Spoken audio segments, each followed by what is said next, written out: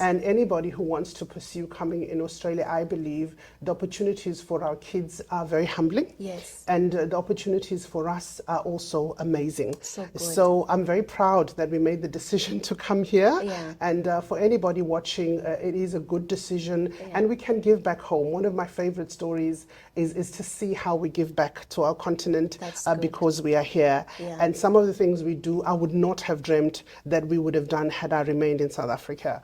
So anybody wanting to come over, it is good. But like I said, you've got to have your water bottle, the right attitude. Hi guys, and welcome to episode 5 on the Jennie Githae podcast, hosted by yours truly, Jennie Githae. As always, I like to start by sending my heartfelt appreciations to all of you, my followers and viewers. I totally see and feel the love and warmth you continue to show me. Your support and contribution keeps the Jennie Githae podcast at its level best, ensuring that we are and remain the greatest and most informative podcast in Australia. If it's your first time tuning in, welcome, karibu sana. This podcast is all about Australia and all the opportunities available for our Kenyan people and all who intend to migrate from all over the world to study, to work, and even settle in Australia from everywhere around the world. I will also be sharing my personal experiences, motherhood tips, and everything in between, insights on health and the role God has played to see me get to where I have and who has walked with me through this journey. Having said that, all I ask of you is to sit back, relax, watch the video, and please leave a positive comment, and who knows, get on board onto this beautiful Australian dream. As well, I always ask you to please share. I believe in the power of sharing information and especially opportunities available. Hit the subscribe button as well, leave a positive comment, ask questions, and follow me on my socials. I go by the name of Jennie Githae on Facebook, on Instagram, and TikTok. And if you already follow me, you have seen that I have been posting job opportunities with visa sponsorships here in Australia. We currently have roles in the registered nursing field. We have roles for teachers. Please check me out on my socials and apply for these roles. You just never know where a simple application as sending your resume or CV can take you. Again, share widely. You just never know whose life will be changed for the better. Let me start by reminding you that I am not a migration lawyer by profession, and all the information I share with you is based on my own personal experiences and the research I have done. However, I intend to host the key personnel in this area. In this particular episode, I am hosting an amazing lady who is of African descent and has gone above and beyond to be a barrier breaker of one of the most prestigious healthcare organizations here in Australia.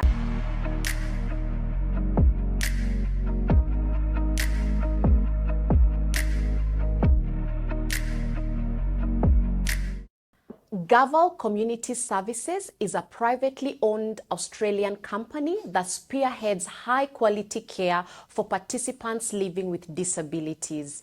Gaval Community Services has not only made a difference in the healthcare sector, specifically for people living with disabilities, but they have also championed and promoted Australians and especially African migrants by offering them job and career opportunities. They are also philanthropists and spearheads supporting Africans living in Australia. Like I said in this interview, my guest is the service manager and founder, Gaval Community Services. She plays a big role within the African community by championing education opportunities for Africans and especially women to be empowered and thrive in Australia. She has also been a big supporter of the Jennie Githae podcast. She constantly cheers me on and she never shies from sharing my videos with others. Thank you so much. Ladies and gentlemen, put your hands together and help me welcome the amazing, talented, and beautiful Vicky Kenny from Gaval Community Services. Welcome, Vicky. Thank you. Thank you. We are so happy to have you on the Jennie Githae podcast. Let me just start by saying you are a pace center, you are a trendsetter. I am so proud of what you have achieved and what you are doing.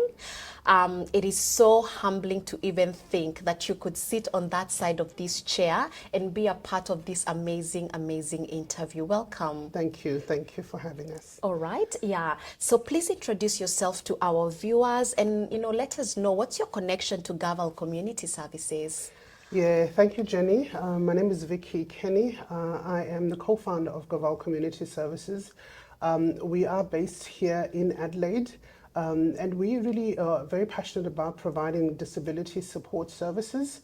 We've got a range of services, including activities, printing, and Gaval Community Services does help support workers, which are mainly from the African community, to thrive and find work in Australia. Wow, that's very nice. So what do you do here? Basically, what is your role at Gaval Community Services? I am the General Manager at Gaval Community Services. We are a disability agency. We also do other things like nursing support, social work supports, and we also have an activity center. So being the General Manager, I oversee the company operations, and I'm able to liaise and network with various stakeholders and the support workers that we hire here. All right, that's very amazing. I'm really, really proud of you. I had an opportunity to check Gaval Community Services online, and I actually challenge your viewers, check them out. They are doing an amazing, amazing job. They have very many positive reviews out there, and really to be making such a big input within our community and society. Well done. Thank you. Yay. Thank you, Jenny. All right, now Vicky, for most people who look like us, you have either migrated to Australia as an international student or migrated as a profession, or if you're lucky, you were born here. Now, tell us a little about your migration journey. Did you migrate as an international student or did you migrate as a profession? I actually came to Australia, Jenny, as a nurse. I had done my degree in South Africa, and then I came to Australia on what we call a 457 visa back in the day. Okay. I've been in Australia for 14 years. Wow. So my migration journey started when I was in my country. I wanted to travel. I did nursing deliberately because I knew I wanted to see the world. So I challenged myself, and then it's always about going beyond borders. Where I said I want to try the experience. I didn't know if it was going to be positive or negative, but I knew I had one intention, was to go overseas. So my migration journey started with working in Central Queensland. I was a floor nurse. I worked on the floor for about a year, and then later I was coordinator in an aged care facility. Wow. Being that coordinator opened my door to opportunities in terms of my mindset. Good. Because when you challenge your mind, then you go places. That's true. I wasn't very comfortable with the fact that I stretched myself. But I have always have got my husband who supports me, and he said, give it a try. What will you lose?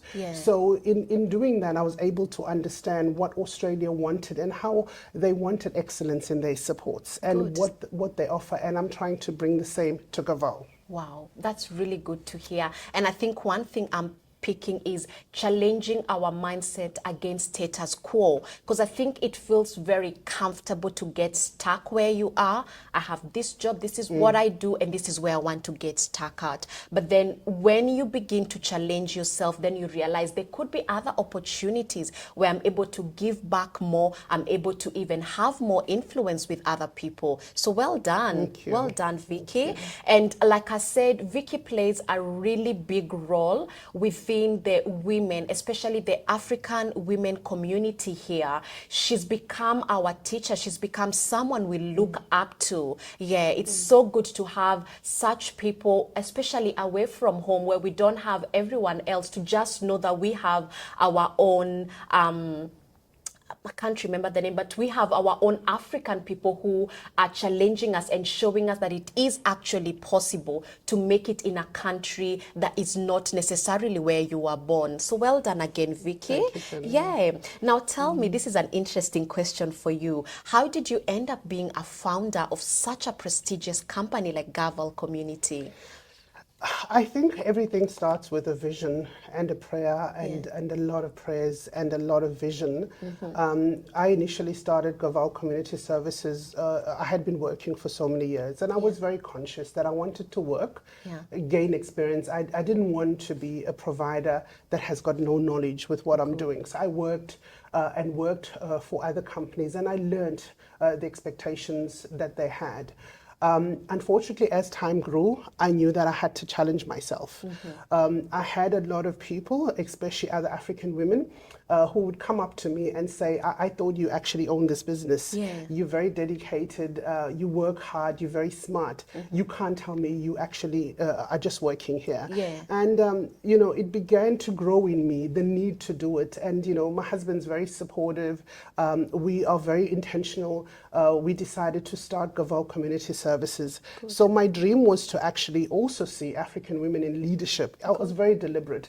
I want my daughter to know, and I want our daughters to know, and our sons to know, that they will see people like us in places. So good. So it was my, I was very deliberate in saying that when I did have an organization, I wanted our community to see that you can work hard if you work honestly, with passion, of course, and dedication. And, you know, that was the reason why we basically founded it with my husband.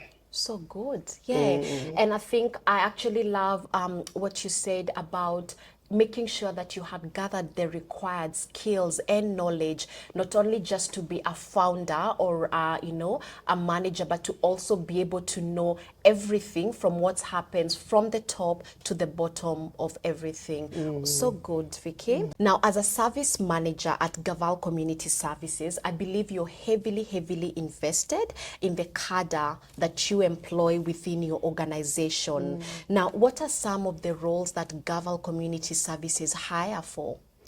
Gaval Community Services hires for disability support workers, aged care support workers, cleaning, nursing, social workers, HR, and a few managers that have got various backgrounds. Good. And the disability support workers that we hire, even though it's a support worker role, most people that we actually hire from the continent have actually studied other things before.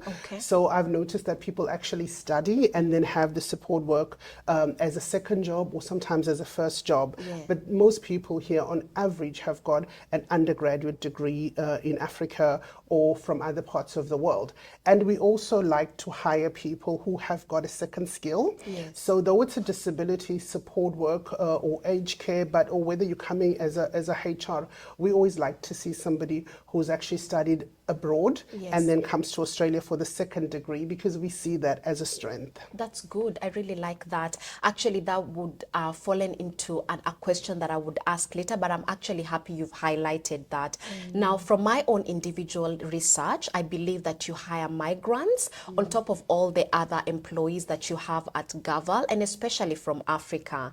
Now, what are some of the positive attributes migrants have brought, you know, within your organization? I think that sticking on to the positive attributes, I think I myself am an immigrant. So that's a positive. I believe we are salt of the earth. So I believe that, you know, waking up as an immigrant and coming to work, we are driven, we are dedicated, we want money to work and send money back home. So always, whenever I see an immigrant, I believe they need work. So I always say I give them chances.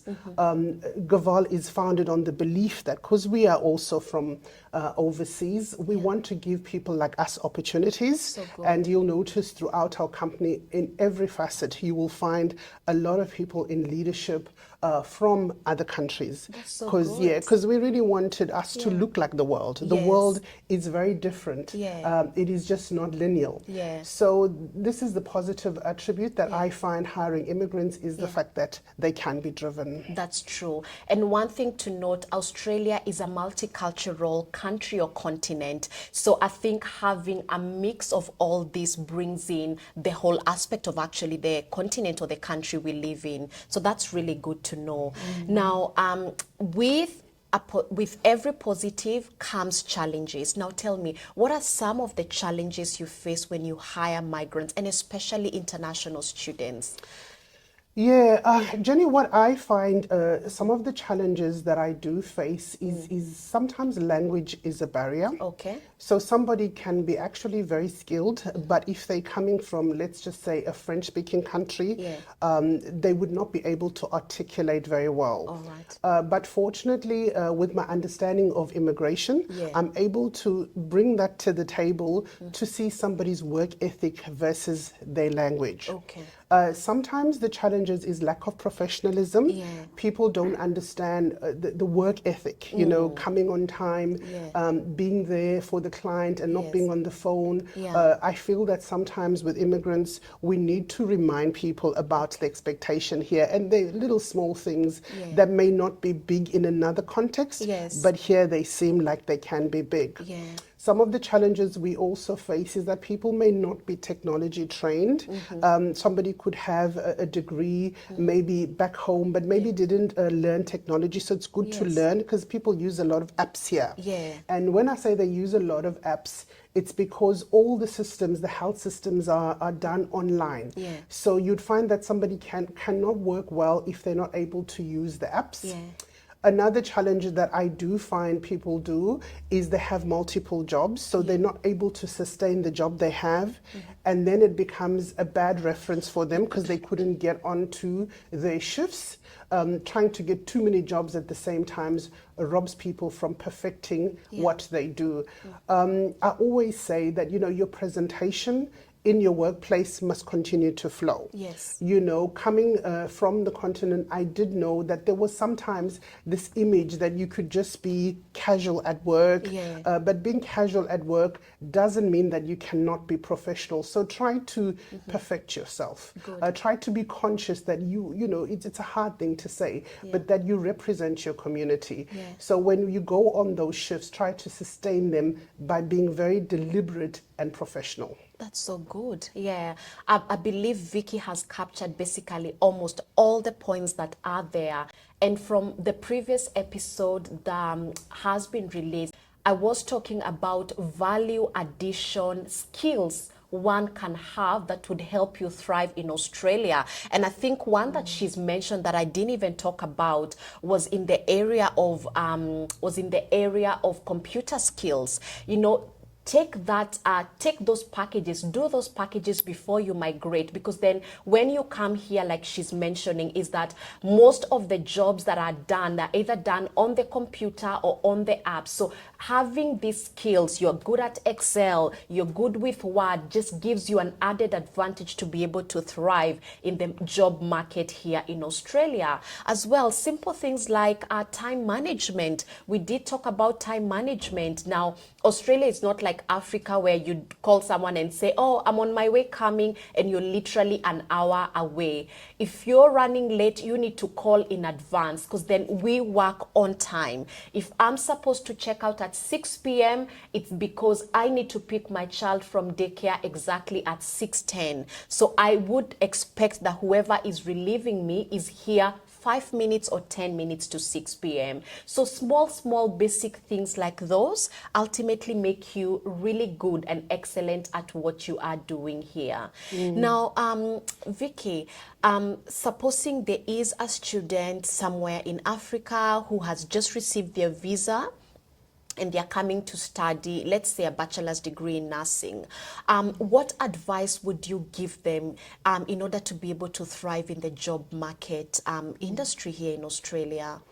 Yeah, Jenny, what I find helped me was the ability to be humble. Yeah. When you come to Australia, you have to come with a new mindset. what you knew, you forget, and you start to learn from where you are. Yeah. When you are humble, you are able to also network with people who are like-minded, who can help you on your journey.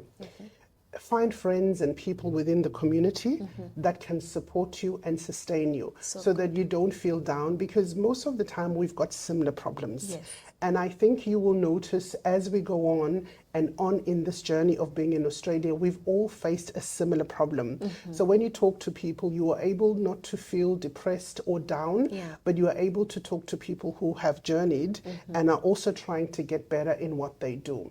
So when you are coming in Australia, just be humble, learn to work. Always, when I first came to Australia, everybody I saw was carrying a water bottle. Yeah.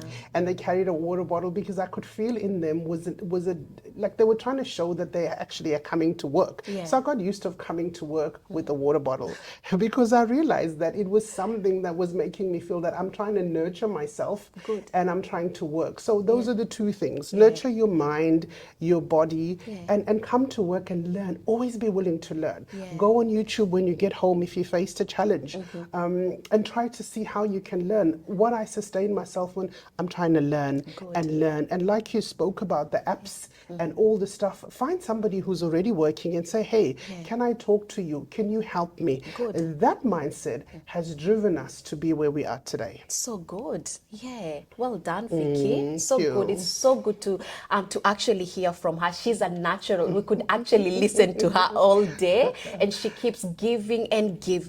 Yeah, so good, Vicky. Now, I am thinking and looking at this young Vicky somewhere in South Africa.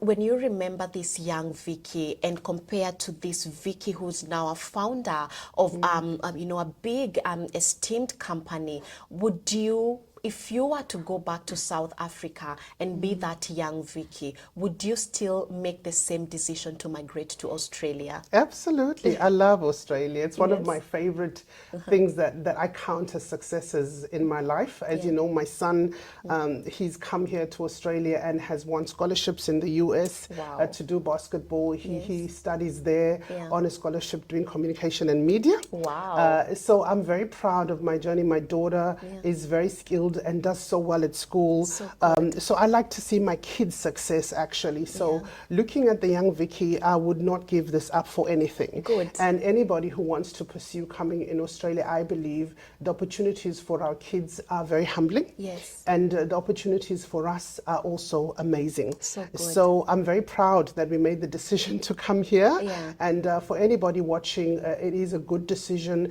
And we can give back home. One of my favorite stories is to see how we give back to our continent because we are here. And some of the things we do, I would not have dreamt that we would have done had I remained in South Africa.